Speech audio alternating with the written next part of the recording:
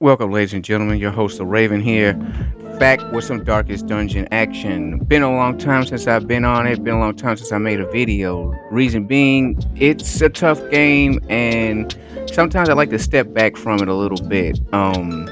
It's just very difficult, and it can be a little bit grindy, but not too bad. It's still very fun, and also I believe Darkest Dungeon is a game you could take and measure because of the atmosphere and because of the character, how it's designed and all that type stuff. So anyway, here we are. This is my first Darkest Dungeon run, first serious run, that is. I've sent suicide teams in before to kind of scout the area, get a feel of the enemies and see what I'm working with, though.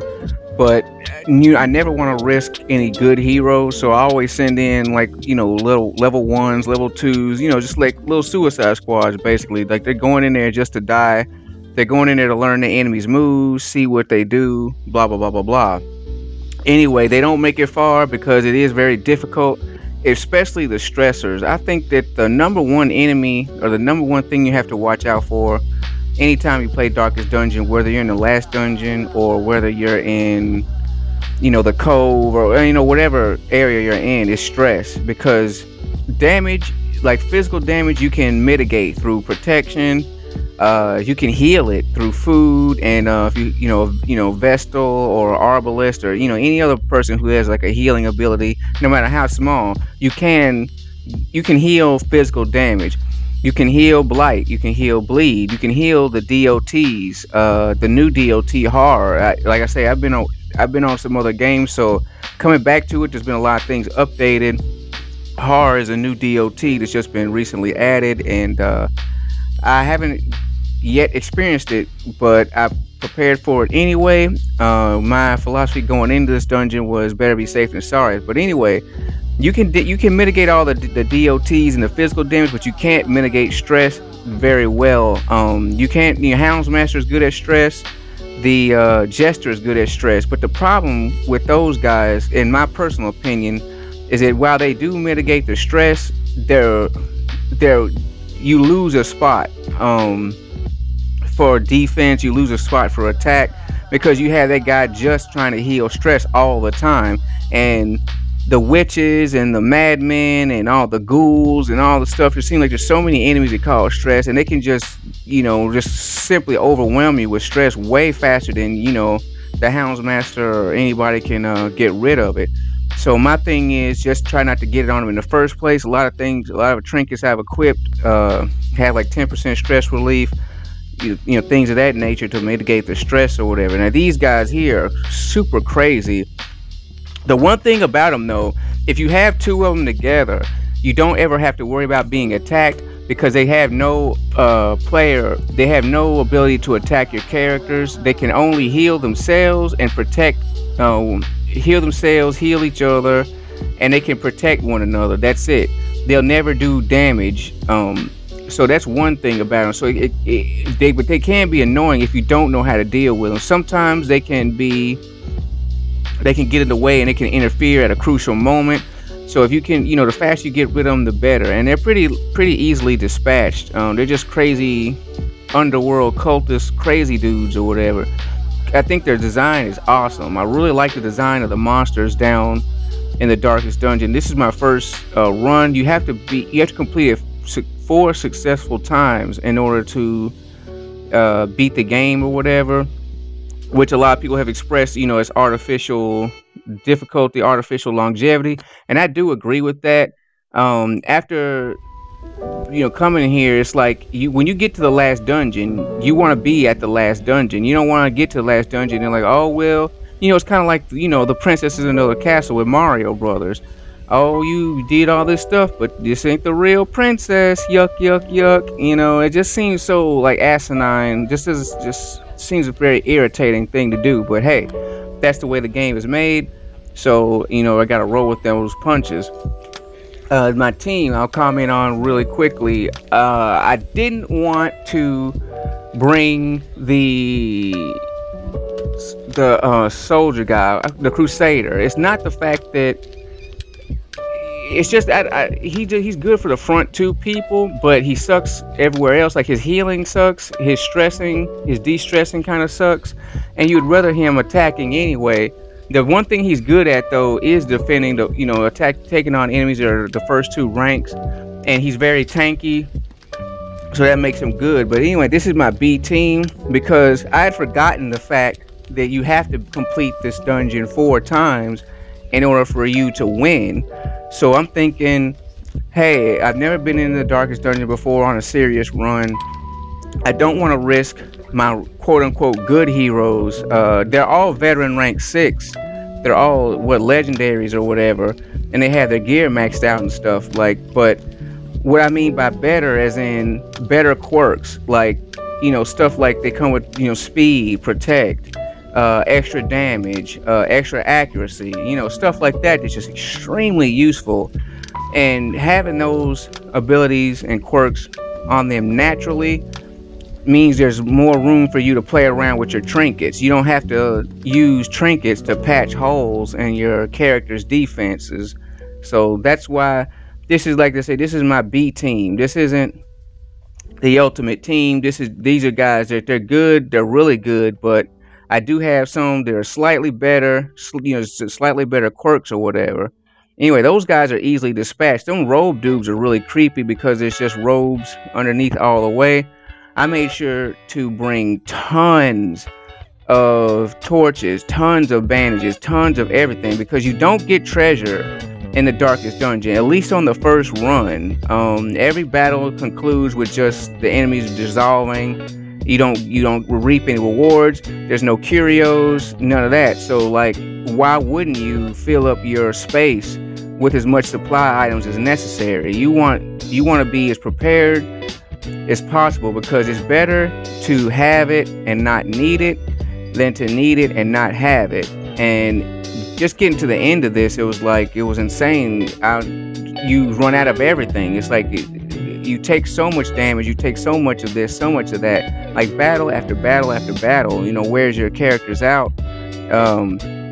Bad encounters, like a crit, the errant crit here, the errant blight or bleed there from the enemy just turns the tables on you very, very quickly. So it's better to have as many supplies as possible. Now the rest of the crew, like the Crusader, he's kind of like a throwaway guy. Like if I care about every character. I try not to let any character get killed, regardless whether the run is a level 1 run or whether it's veteran level, Darkest Dungeon level. I try to preserve the lives of all my characters, even though I know the game is kind of designed to where they are kind of expendable. But I just try to, my philosophy is waste not, want not. But the Crusader, he is kind of a token guy. Like if he got killed, I wouldn't have minded so much. But try to keep him alive as much as possible. Now the 3 that I really, really care about are the ones behind him. The Hellion, I am so in love with the Hellion. I think she is the best character for damage. Her and the Bounty Hunter they just kick so much ass. It's their moveset, what they can do. Especially the Hellion. She can heal herself, get rid of blight and bleed, boost her own damage. She can reach the front, she can reach the back, she can reach the middle ranks. I mean, she's just, when it comes to kicking butt, you need, the Hellion she's just top notch. I really enjoy her. The Man-at-Arms, he's also super versatile. I knew he was a good character. I was turned on to how good he was, watching, on YouTube. I was watching other players' videos, seeing, their style and their experiences or whatnot. And I saw the this was, back in the old days or whatever, before patches and things like that, before they nerfed him. I saw a guy take the Man-at-Arms solo and just go through an entire dungeon alone. No other support characters. Complete the mission. He just used riposte and his own personal protection and the defenses or whatever, just annihilated the guys. He's also very versatile when it comes to attack. He can reach the 3rd rank easily with his crush and riposte and his ramparts. He can reach far. He can't reach the back row, but for a melee fighter, for a damage dealing he's kind of like in the middle. He's half support, half damage dealing. But to be that versatile at that range is just so useful. So Man at Arms. I picked Bolster because there's two moves that the Man at Arms has: Bolster and Bellow. While Bellow kind of like debuffs the enemy, Bolster boosts you. Now the problem with Bellow is that you're attacking the enemy, so there's a chance that they can dodge it. There's a chance that it won't connect, and you effectively wasted your move. Whereas if you bolster your party, that's 100% chance of hitting. Everybody will get the bonus no matter what. It's party wide. It's just so useful. The speed, especially the speed increase. I mean, just being able to go first before the enemy is priceless. So I definitely wanted to have the Man at Arms on my team. And then finally, last but not least, the Vestal. Yeah, I mean, what can I say? She's a healer. I mean, how many video games are there? Whether it's strategy, whether it's MMO, whether it's any game that has like a cleric type, even some shooter games like Overwatch and other things, multiplayer shooters, they have a character that can heal. Oh, what's another one? Team Fortress 2. There's a medic guy. He has like there's a guy with a medic gun, or you can shoot people and heal them or whatever. So it's just, I mean, you need a healer. You don't need a healer, but who can deny the usefulness of a Vestal or a cleric or a healer in your party, able to take care of everybody. And I like her. She can do damage. She's very good with the judgments. Every now and then, you'll have an enemy that's like too wily for her and they'll dodge it. But when it hits, and it's just all her techniques are useful. Whether it's healing the whole party, healing a single person, whether it's stunning the enemy or dealing damage while simultaneously healing herself, just amazing. Now the drawbacks to the Vestal and the Hellion is they don't have much hit points. They're pretty. I don't want to say glass cannon for the Hellion. It's more like, I wouldn't say glass cannon. I'd say wooden cannon. Powerful, but just not that, not as sturdy as you would like her to be. But if she was sturdy and powerful, I mean, the game would be over. Everybody would just stop.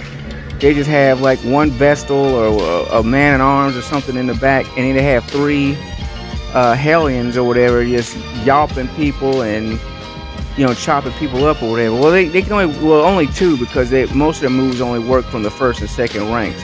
So that does limit how many Hellions a person would have in their party.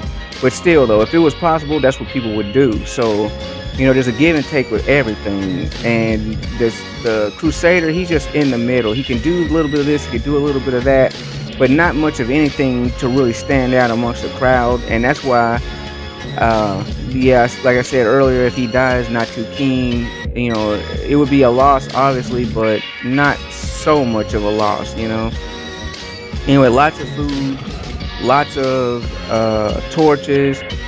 I bought keys accidentally because I didn't know that there wouldn't be any treasure chests whatsoever. I figured there would be at least something, a curio somewhere, but having gone through the whole thing and successfully completing it, I realized no, there are no curios, there are no treasure chests. So I did waste money on the keys.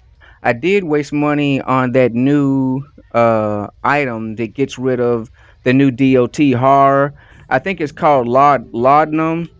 It's a little vial that's in the bottom right corner. Yeah, I bought some of those because I didn't know what I'd encounter, and once again, better safe than sorry. But I never wound up using it. It was just another waste of money. So laudanum and keys.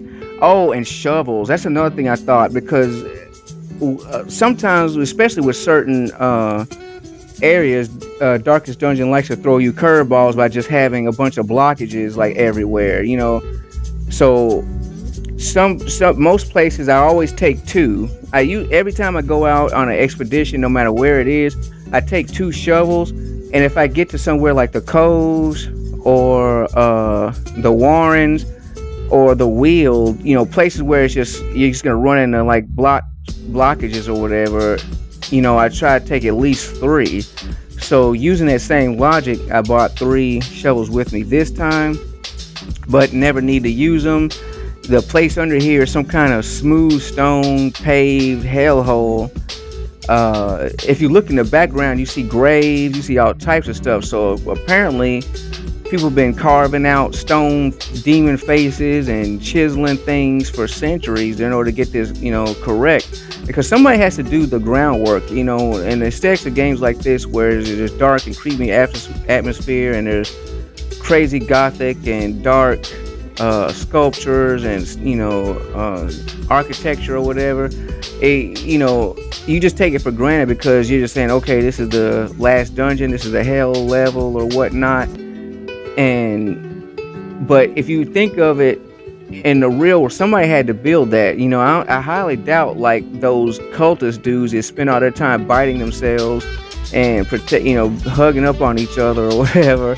I highly doubt that they have the presence of mind, the skills, and the tools to build all this stonework. If you look at the battle we're currently in, we're standing on a stone bridge. There's stone faces, with gaping maws on either side of us. There's stonework in the background. Obviously, there's support pillars and things carved to, keep everything stable. Somebody had to do that. Somebody had to work on that, and I wonder who. And that, video games never go into that. It's just, you're playing Super Mario Bros. You go to the hell world or the fire world or whatever, or you're playing Castlevania or any, game where you go so far and then you go to like a final level and it's like, in hell or some other kind of crazy place, but yet there's all these crazy stone statues and, intricate designs and things like that. It's like, the type of enemies you encounter don't seem like they're very industrious. Maybe it's possible that the supreme demon or the big nasty at the bottom of the dungeon forces the human cultists or whatever, like as you see we got a male and female that we're battling. Maybe they force them when they're not battling heroes who come into the dungeon. Maybe they force them to fight. But still though, I mean, where is the work coming from? Somebody has to build that stuff. So, but anyway, that's it's just a little bit of joking around. I mean, obviously it's a video game. The aesthetics of the aesthetics has no logic or reason behind it. You just have to accept that, hey, this is the darkest dungeon level. This is the hell level. And you roll with that. So anyway, going through bandages like crazy, crits, bleed strikes. And see right there, when she got hit by that finger from that cultist dude, I was really regretting my choice to protect the Hellion. That's another reason why I don't like the Crusader. If I had been thinking, in a way, it's a good thing that I did bring him, because I have to do this dungeon 3 more times in order to be successful. So every time you're successful, those heroes will no longer return to the darkest dungeon. So in a way, it was good that I brought the Crusader. That way I used him, I got him out the way. Now every party I set up after that, I can have exactly what I want. And I'm thinking for the next 3 times I go in, I might want to have 2 man-at-arms, a Hellion and a Vestal. That way, each man-at-arms can protect. One can protect the Vestal, one can protect the Hellion, and the Vestal, the man-at-arms in the first rank can help with damage and killing and that type stuff. And the second man-at-arms, he can help with boosting and bolstering that type thing. So there's just so many strategies when it comes to mixing up your party and who you want to use. So there is no real right answer, quote unquote. There's always a chance that anything can go wrong at any time. Somebody can get a crit, somebody can miss too many shots or too many strikes on the enemy, and then that leads to disaster. Anything can happen. So I won't say that there's an ultimate party or an ultimate team. I bet you there's really good ones that have like high synergy, high defense, and I'm thinking that will be a good team. Double man-at-arms, a Hellion for just for melee, for killing, a Vestal for healing, and the man-at-arms, they can both support and do damage at the same time, because it seems like that's the best strategy, especially getting down the stress causing enemies like the Witch, the Madman, and any other butthole that doesn't move. That either stresses one person out or the entire party out. You want to be able to get rid of them very quickly, so you need damage dealers, and that's why I don't like having things like the Houndsmaster or other things like that for support, because while he's healing stress and all this other kind of stuff, you're getting slammed by other people. Plus he can't protect. He can do the dog thing where he protects an ally with, with the dog, but that's a that's he doesn't get a protection bonus or boost, and he can get hit. There's still a chance he can get hit, and if he gets hit, you're gonna take that damage. So if he gets hit with a crit or something like that with no protection, he winds up getting killed or seriously injured, and then the other time, you're trying to use the Hound's Cry or Wolf's Howl or whatever the name of the move is to get rid of everybody's stress, and it just seems like you're just treading water. You're not going anywhere. So yeah, I definitely would rather have more support and attack than I would, stress relief characters, especially the Jester. The Jester is one of those characters to me that seemed really, really cool in the beginning of the game, and probably is very good, early game, because he can hit everything in the middle. He causes bleed. At that point, most creatures are weak to bleed, with the exception of the skeletons and the ruins. But in the Warrens, the Weald, the Cove, not so much, but it's possible.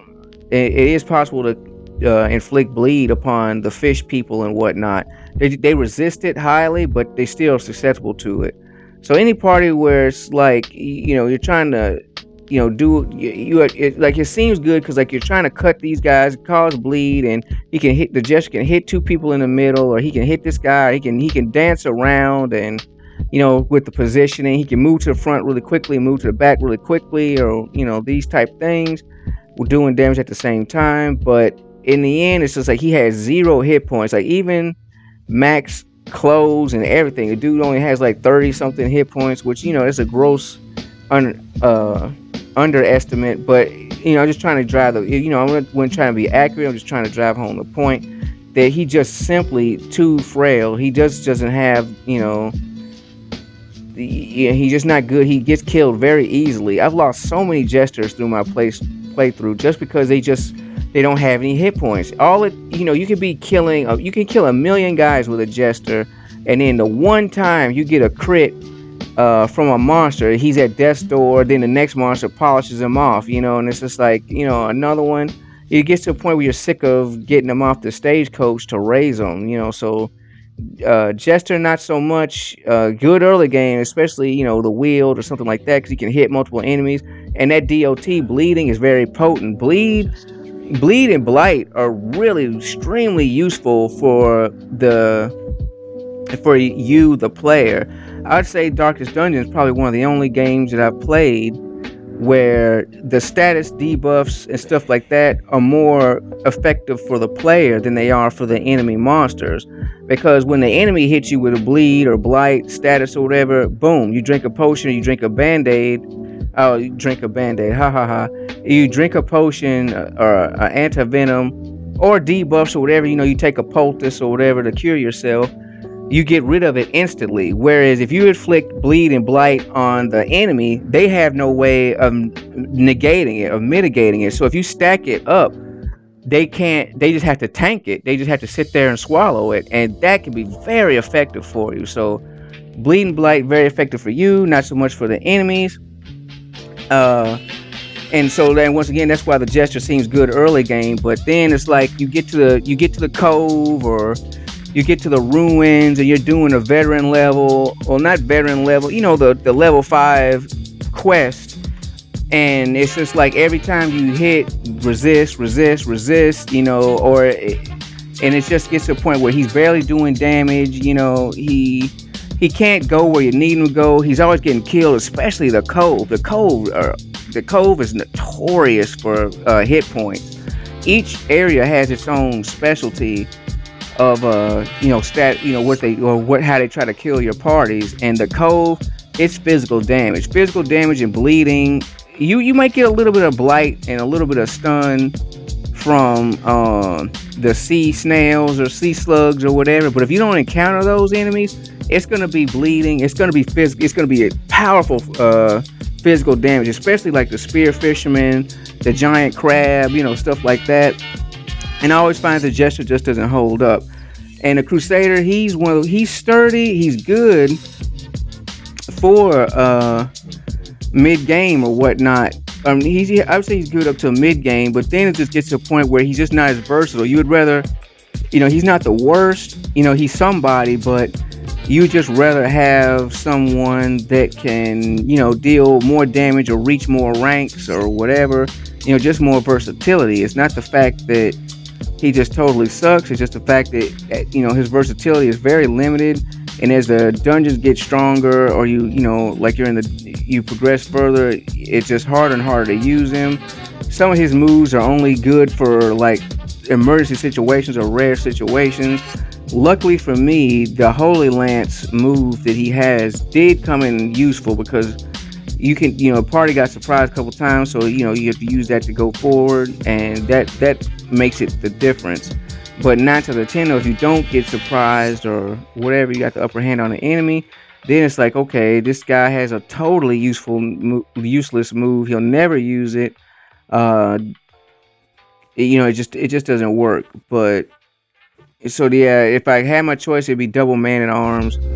But that's what I'm gonna do. I don't know what I'm gonna do for the final run. I have another set of 4 ready, but I need another Vestal. My Vestal's only level 5, the other Vestal. So I got a little bit of character raising to do to get just the next party through the next level of Darkest Dungeon. And I'm probably gonna send in more Suicide Squad guys, because I'm not, I don't look at guides and wiki. I don't look at strategy guides, stuff like that, until I've beaten the game or I'm very, confident in my, abilities already. Because I see it as, what's the point of, even playing if you're just gonna, as soon as you load the game up, you tab over to, Google, and you Google how to kill this, how to do that, and you just follow, instructions step by step. It just takes the charm out of the game. It takes the sense of accomplishment, the sense of achievement, because you really didn't learn anything or, overcome anything. All you did was just go look, find out the answer. When I was a child, going to elementary school, it would be an odd phenomenon. Some math books and things of that nature, they would have some of the answers to the problems in the very, very back of the book at the last maybe 10 or so pages, and that's something that I just don't want to experience when I play the game. So yeah. I haven't looked at any guides. I haven't looked at any strategy. I don't know what monsters are next. There's 3 more runs left for me in the Darkest Dungeon, and I don't even know if they're going to change up the enemy types. And part of me is looking forward to that. Part of me is like, yes, change the enemy types. I want, if I have to do the same dungeon 4 times in a row, then at least I want to see new enemy types, new enemy styles. I want to, experience something different. So I hope that that's the case. But if it's more of the same enemies, that's good also, because hey, the devil you know is better than the devil you don't. But yeah, just not a big fan of, checking on the wiki, checking on strategy, before completing a game, before experiencing it firsthand myself. Now, there are some rare occasions where I do that, because, nobody's perfect. I'm not perfect. Video game developers are not perfect, and mistakes can be made. And sometimes mistakes are made in video games to where a problem or a puzzle, or some you need an item, or you need to talk to a special person, or you need to be in a special area, or whatever. It's so obscure or so hard to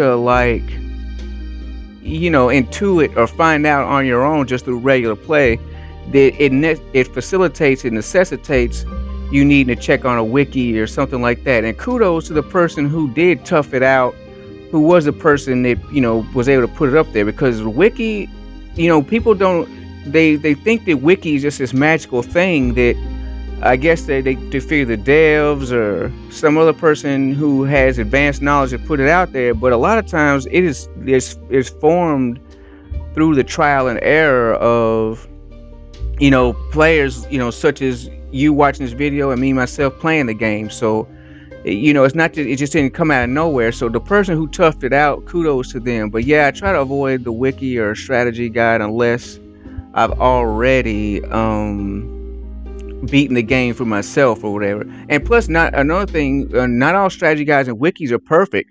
There's been instances in the past where I've discovered things in the game that wasn't in a strategy guide. I had the official Prima guide, and the particular game I'm speaking of is Final Fantasy VIII. I found some thing in there that wasn't in the official Prima guide. Like, you would think they'd know the location of every single item, or especially if it's something really good like an Ultima draw point or something like that.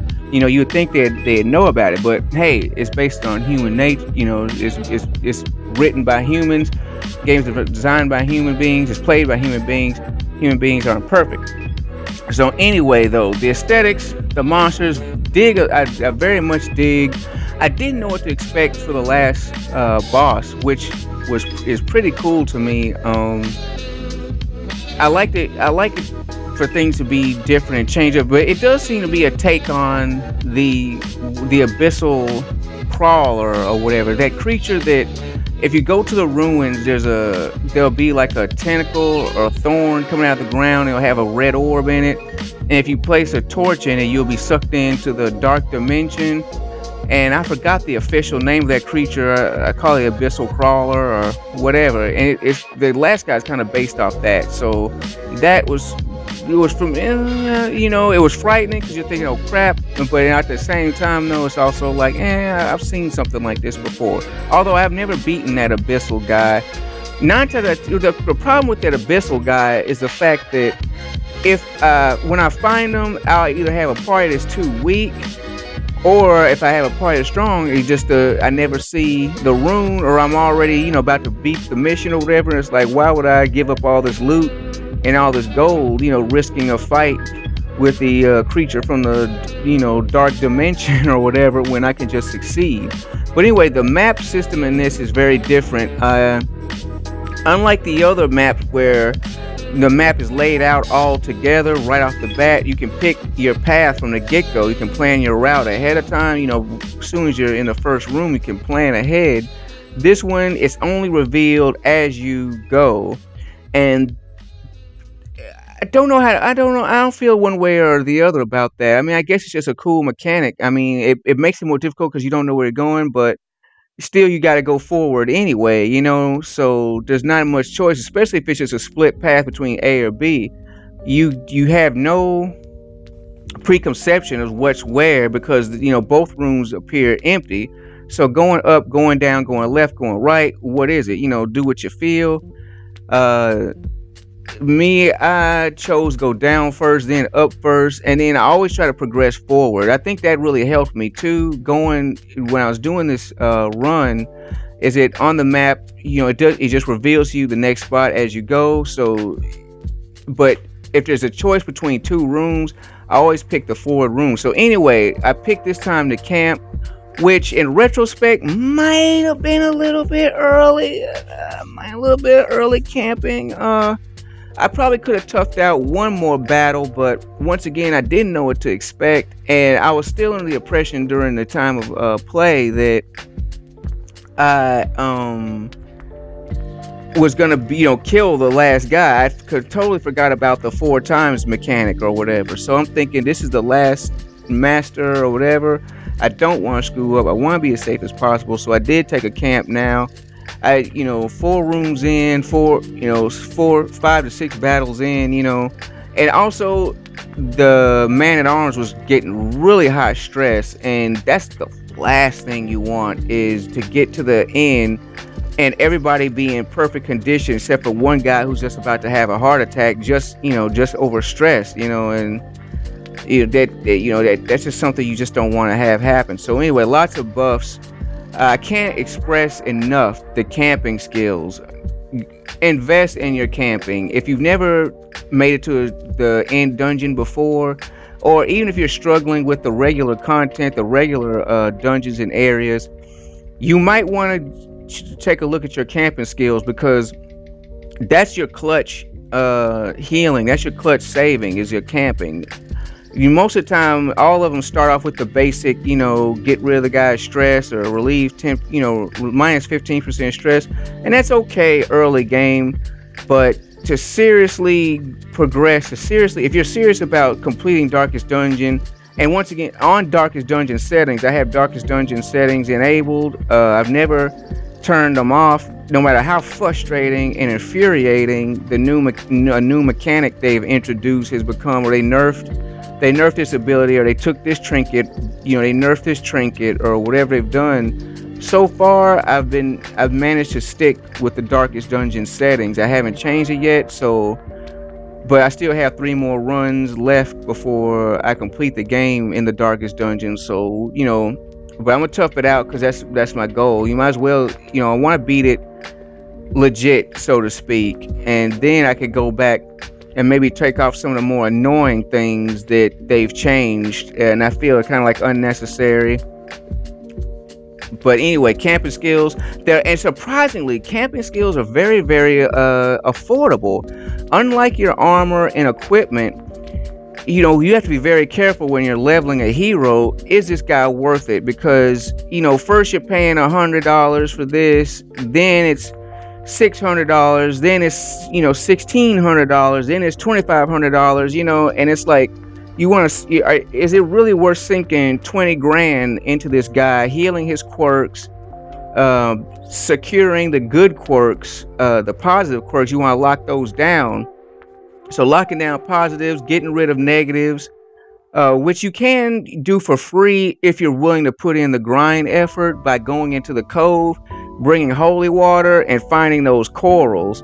A lot of times the corals, and there's another curio too that gets rid of negative quirks when I think it's the altar. There's like an altar or whatever to like it's a shrine to a false god or whatever, and you bring holy water with you at the time, and the appropriate hero, you can get a quirk removed. But also the downside of that is the RNG. Number one, first you have to find the curio. It has to appear in the dungeon. Then there's a random chance, do you have to, not to be dead, you have to be in good enough shape, get your hero there or whatever. And then it's like, you can't pick what quirk is gotten rid of. And sometimes it might not get rid of a negative one. It might just give you another positive one. So it's not so much a strategy as it is a off hope. If you just simply can't stomach spending another dime, or trying to remove a quirk or a blah blah, you can't. There is that option, but still, spending money to get rid of negatives and reinforcing positives, buying armor and equipment, it's very expensive prospect. But the camping skills are surprisingly cheap. These heroes are legendary heroes, rank 6, but when I went to the camp, to rearrange their camping skills or work on their camping skills before I brought them into this dungeon run, they only wanted like $815 for a new skill, and that's extremely good, extremely reasonable pricing, especially at this stage, because the higher level your guy is, the more expensive treating becomes. In his stress relief activities, or his or her stress relief activities in the town, the hamlet, going to the sanctuary, going to the bar or the tavern or whatever, and also healing plagues and illnesses, blah blah blah. It's just extremely expensive. So you have to be very, very careful when you're leveling up a hero. Is it worth this? But when it comes to camping, that's something you can do right away. I mean, if you have a little bit of cash on hand, I don't see any reason why you wouldn't pay for the camping skills, because it's just worth it. So anyway, camp is over. We didn't get ambushed. This time I picked to go up instead of down. I figured I'd switch it up. You know what I mean? I think both places still wind up leading, into another loop. As you look behind me on the map, that was just a loop. I could have went up or down and still wind up in the same spot, which kind of makes sense, because I mean, you're going from point A to point B, you're going deeper into the belly of the beast, or the bowels of hell, so to speak. So okay, it would make sense that it doesn't really matter which way you choose. But I haven't encountered any traps on the floor. There's no curios and there's no treasure, but on the other hand, there's no traps on the floor. So I can take that give or take. I can take that exchange, because most of the time, with the curios, it can be pretty good. You might get gold or this and that, but the traps that are bad, and then the curios that don't do anything or that they're just negative. Like I would consider myself a medium Darkest Dungeon player. I've been on it for a while. I know the ropes, so to speak, but I won't say I'm not confident enough to say that I've mastered the game. Obviously, I haven't beaten it yet, so that would be a very far claim to say I've mastered the Darkest Dungeon and haven't even beaten it yet. So I will say that I'm a medium acquainted with it. I'm associated with it, I guess. Well, what is it? You get your associate's degree, then you get your bachelor's degree. I'll say I'm a bachelor's in Darkest Dungeon, and I watch time to time. I watch veteran players, people who I will say are masters or whatever, play the game, and there's certain curios they always avoid, and I do too, just for the simple fact it's just never worth it. I can't think of any one time that I've read a pile of books, or I've either piled up on the floor, standalone, or on the bookshelf. I can't think of any time where it's just like, oh wow, this really helped me. I can't wait to see this curio again in the next dungeon run or wherever I go. It's always like, oh, here's a pile of piece of crap books. Here's a stupid bookshelf. I think with the bookshelf though, I have lucked up and gotten a map, and that's okay. And that's a positive. But one map versus the 18 times that one of your heroes gets a permanent negative quirk, that's just not worth it. I'd rather walk blind and not get a negative quirk permanently and labeled on one of my people than to just run that risk of searching a bookshelf or searching the pile of books or whatever. It's always, oh, this passage disturbed the hero. There's just some curios just suck, period. And that's part of the game though. If it was me, I'd try to design every curio to where it could be A or B.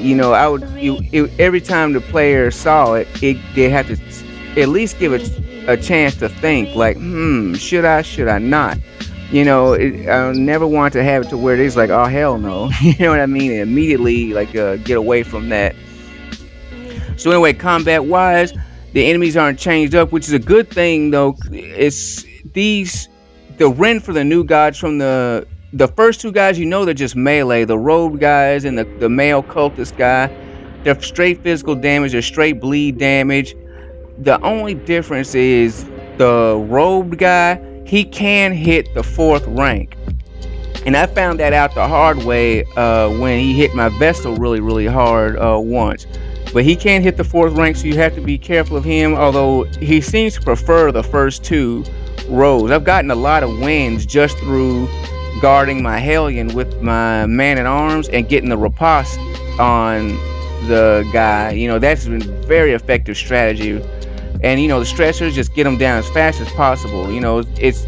It's more like methodical plotting, because not being used to it, you travel with fear. You take every step with fear. You don't know what's next or what you got going for you or whatever. So it can take longer than necessary, especially you don't know how many rooms there are. And this was a medium level dungeon. The next run will be long, so I don't know how that will be. I hope that the caretaker provides more food or provisions on the way out, because I did get very low on food, and I bought max stacks, and I try not to eat as much. You never want to top your guy off.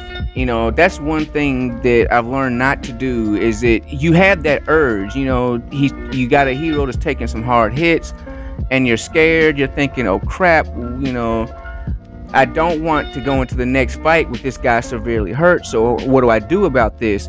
You can't use the Vestal's healing abilities outside of combat. So your only other option is to use the use of food items. And the temptation is, hey, fill him up, fill her up, fill up the tank, top him off.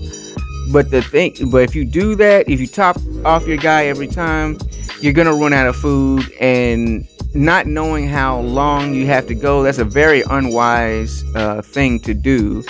So yeah, don't top off your guys with the food. You kind of you might want to try to keep your heroes at maybe about 75% health before each fight in general. You know, now this time here, like, you know, you always get a scout every time you make it to a room or you complete a room. And this time, you know, look, you know, as I stated earlier, always we always want to push forward. When I saw that down, and, you know, what's the point of just heading down? You know, like, I'm not here to crisscross and see what's here. We are a hunger event, you know. And at first when I started this, I was thinking, oh crap, because I'd forgotten where I placed my food at in my inventory.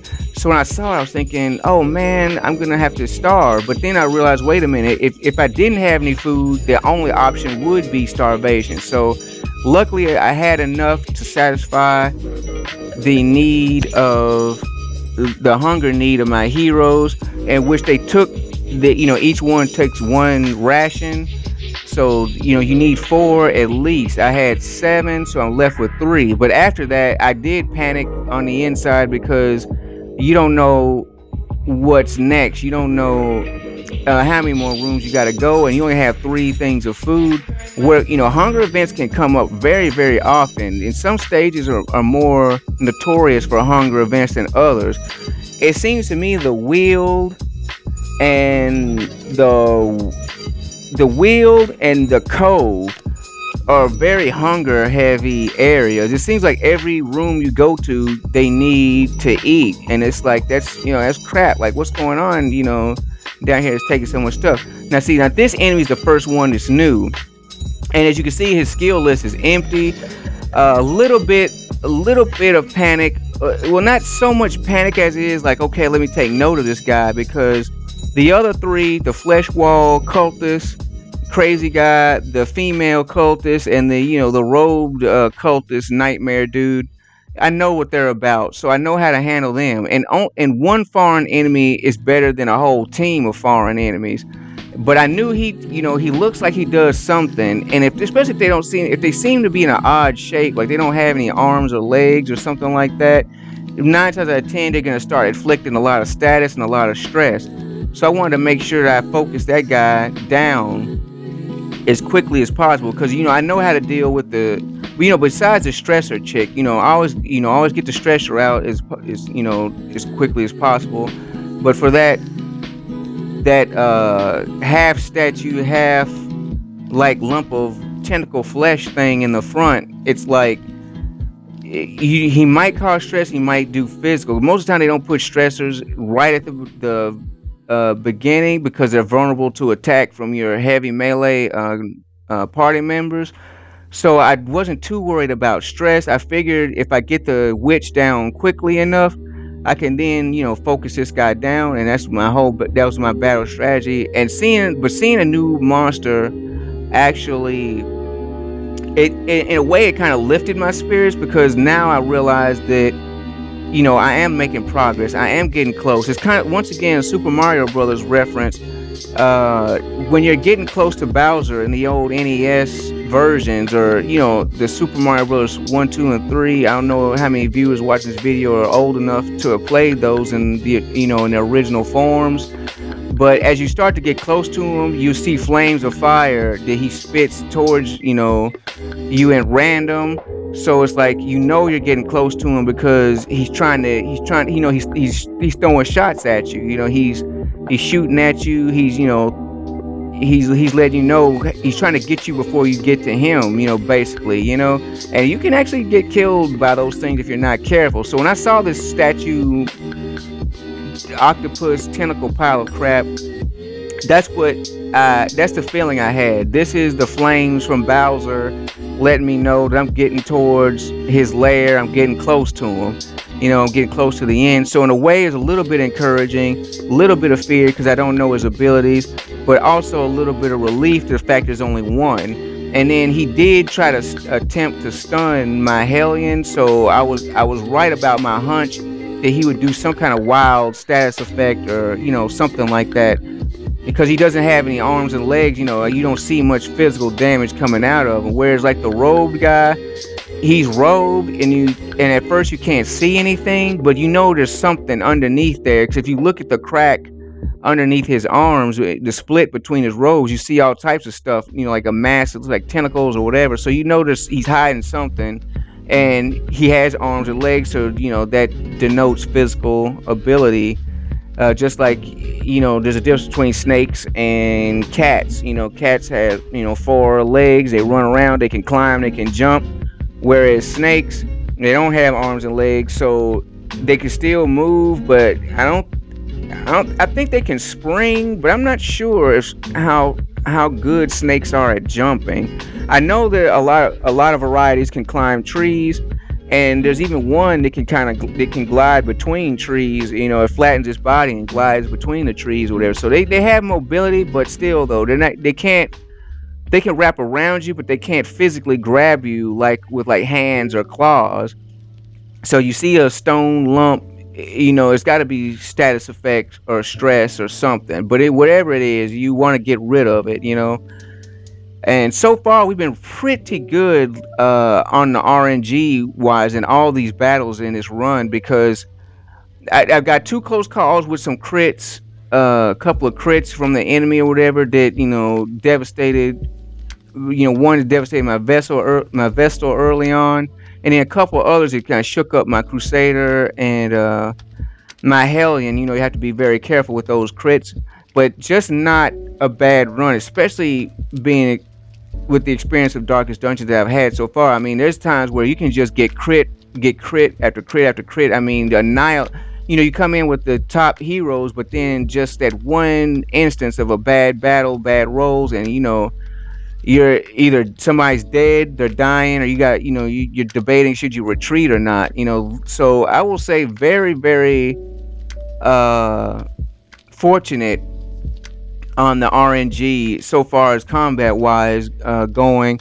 Also, just common sense strategies play a role in mitigating damage and mitigating the problems to your party, because when you play Darkest Dungeon, you have to be of the mindset that a lot of things will go wrong. You're on the side of defense and prevention, not on the side of, oh, I got these top level guys, I'm gonna go through here crushing, I'm just gonna whoop this dude, whoop that dude, I'm gonna blaze through. It's just not gonna happen. And sometimes I honestly believe the game purposely will destroy a party, just because, to prevent that type of thinking. That I like. When it comes to the difficulty of Darkest Dungeon, that's a mixed bag of fruits. And what you're gonna see here, and this is a bad RNG battle here, because I think it's the second witch, because one stressor is bad enough, especially so you see my man at arms, he's up there on the stress level. So you definitely want to get them down as fast as possible. 2 stressors, it's like unbelievable. And the second one, she's gonna dodge a lot, and that just really sucks. It really pisses you off, when a monster consistently dodges your attacks. When you can't, it's because you're thinking so far as it's not. You forget about the RNG and you start putting your passion and your emotion into the fight, because you're thinking like, hit the guy. You're a seasoned warrior, you're holding a giant spear or whatever, or sword or whatever weapon you're using. Like, come on, what else? Why are you missing? Just walk, stab the person with it.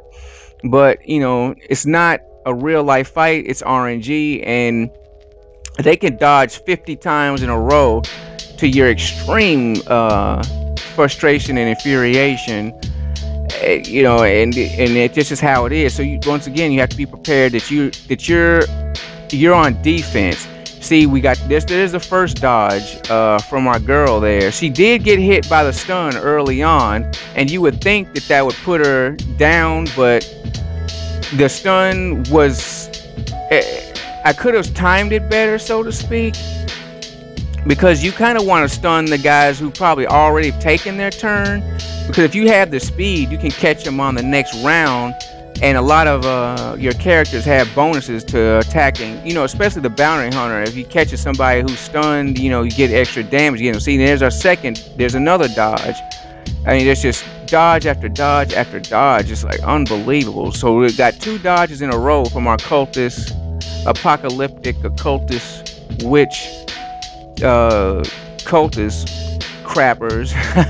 I'm trying to think as many insults as possible without using profanity, but yeah, they can be very, very irritating, you know. And that's another thing, just not, you know, a lot of people, I mentioned earlier the crits from the enemies or whatever, but just the enemy dodging your attacks can be equally frustrating, sometimes even worse, because if they waste, because not only do they not take damage, see, there's our 3rd dodge in a row from our cultist witch.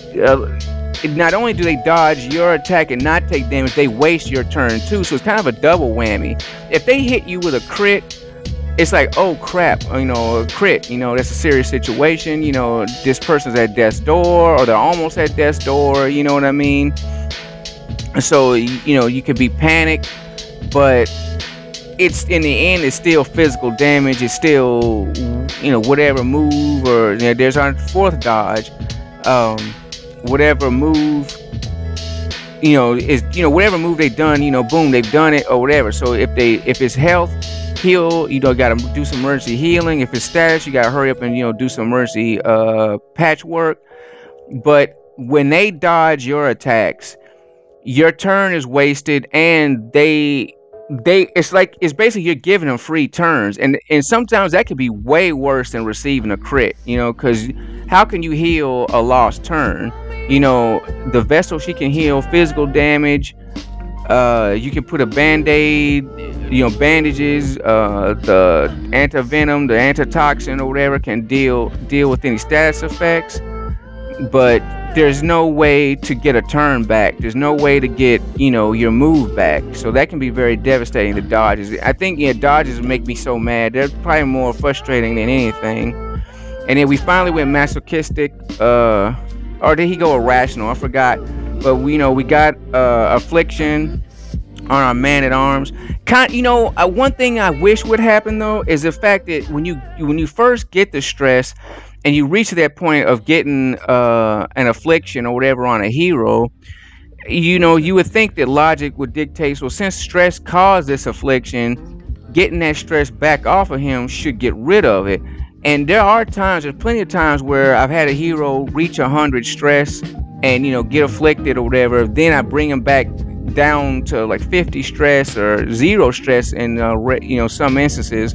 And you know, I wish that would make the affliction go away, you know, because yeah, he was hot for that second, he was upset for that second, but now he's cool. So shouldn't, you know, he chill? You know what I mean? That's what, you know, what you're thinking. But once again, it's a video game. It's not life, and it doesn't work that way. And I find that annoying though. But hey, out of all some afflictions are worse than others, and this one I don't think is so bad.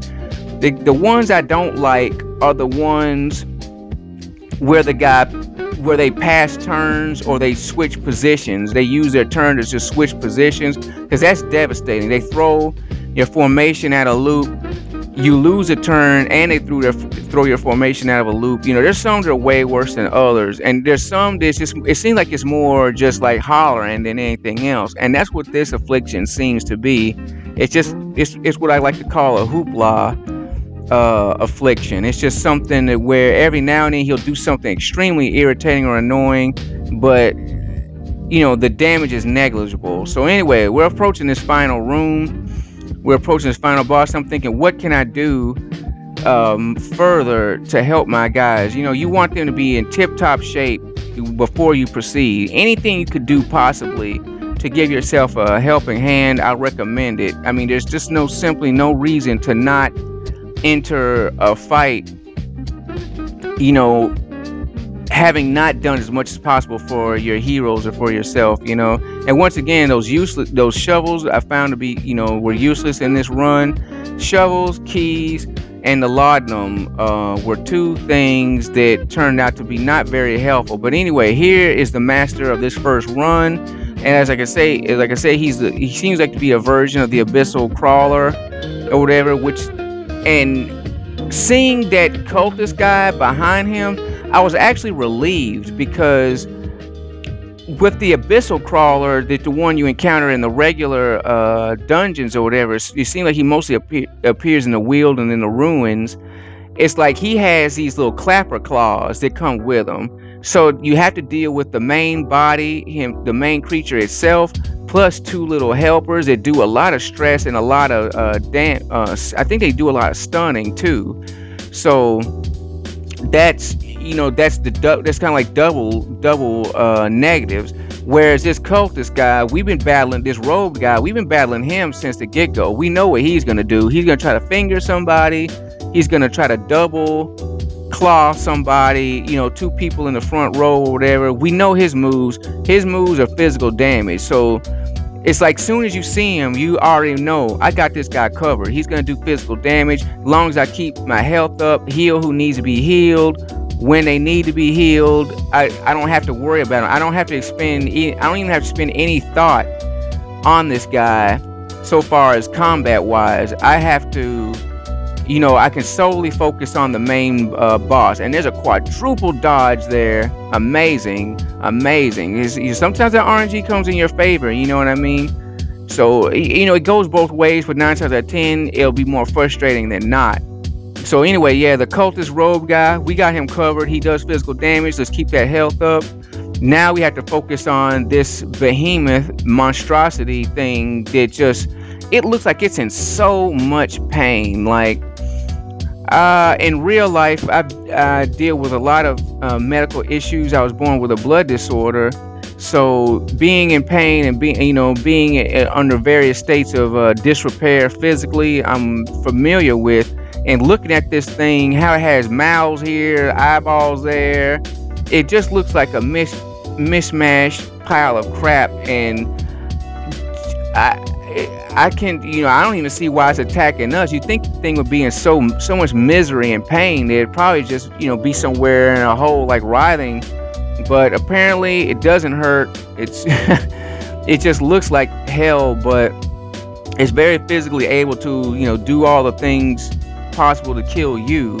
Or maybe it is in constant pain and constant misery, and one of its ways to deal with that is by attacking any hero who comes through the dungeon. Once again, adding logic and a human side to things that don't exist, because it's just a creature in a video game came up.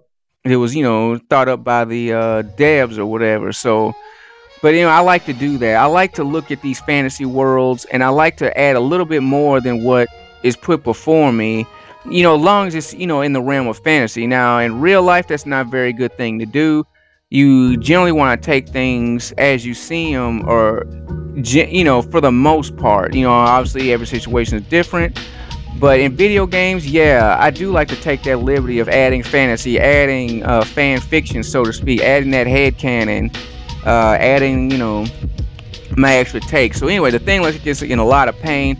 You know what? Instead of swords, axes, shield, swords, axes, maces, clubs, and stuff like that, to be honest, it looks like if you had a really big bucket of alcohol, you could just like douse the thing with 90% isopropyl rubbing alcohol, and just it'd be OV, because it's like, look at all that exposed skin. You got eyeballs, you got mouths, you got so many skinless areas on the creature. I can see like just dousing it with alcohol, and then the burning sensation would send the thing flying, running down the hallway screaming in pain and terror. You know what I mean?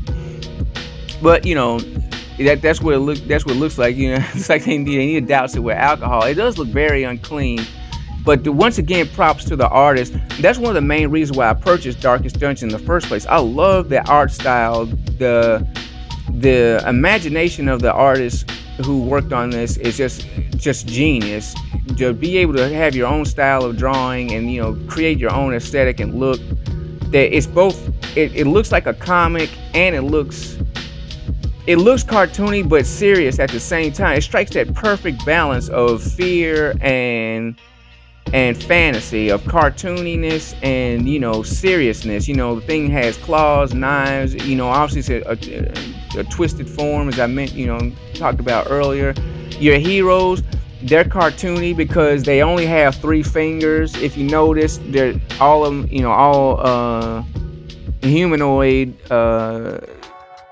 beings that the artist created. They only have 3 fingers, so there's that cartoony aspect about them. But their clothes, their facial expression, their stance, like everything else is like serious, and that just looks amazing to be able to strike that balance. What a talented artist to be able to do that, to be able to, you know, draw in such a manner. Deathlash, yeah, get out of here. And see, Riposte is such a good move because it, you know, it helps you deal with like little buttholes who add their 2 cents, like the guy in the back. You know, it's like, yeah, we're focusing on our main boss, but you know, it's good to be able to smack him up a little bit too without having to spend a move or waste a turn. So anyway, his actual roaring, discombobulating our party, actually he put us right back in position. You know, he kind of overdid it, which when I saw that happen, I was like, oh hell yeah, you know. Because, you know, a lot of times in Darkest Dungeon, they will do that. They know the weaknesses of said party members or whatever, or said for certain formations, the strengths and weaknesses. And sometimes they'll throw enemies in your path, or, you know, enemies will activate certain moves that they wouldn't normally use so much, because they think, well, this will throw the player off because he's so set on having the Crusader here, the Hellion here, blah, blah, blah. So let me just constantly swap the guys around, you know, which in a way that's kind of cheap. But in this case, it was a misinterpretation on the boss's part. Like, yeah, party position is important, but mostly for the Hellion, though. The Man-at-Arms can strike from pretty much any area.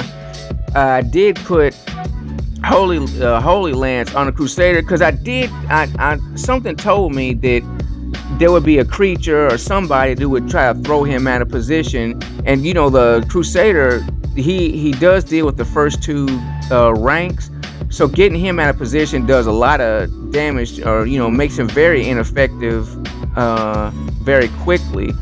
So you know, I wanted that Holy Lance just for the off chance that he got caught in the very back row, or the 4th rank or the 3rd rank.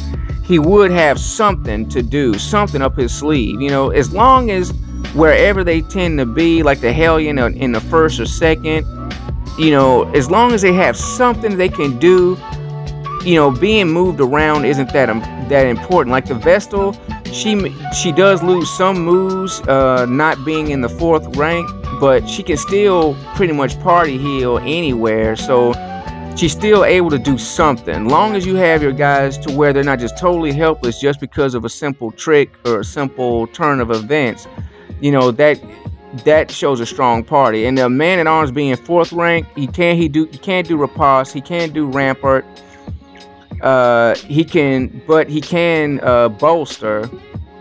And there's another, and the guard, he can always guard people. So anyway, boss down. Now we just got to deal with the leftovers, which is this cultist guy.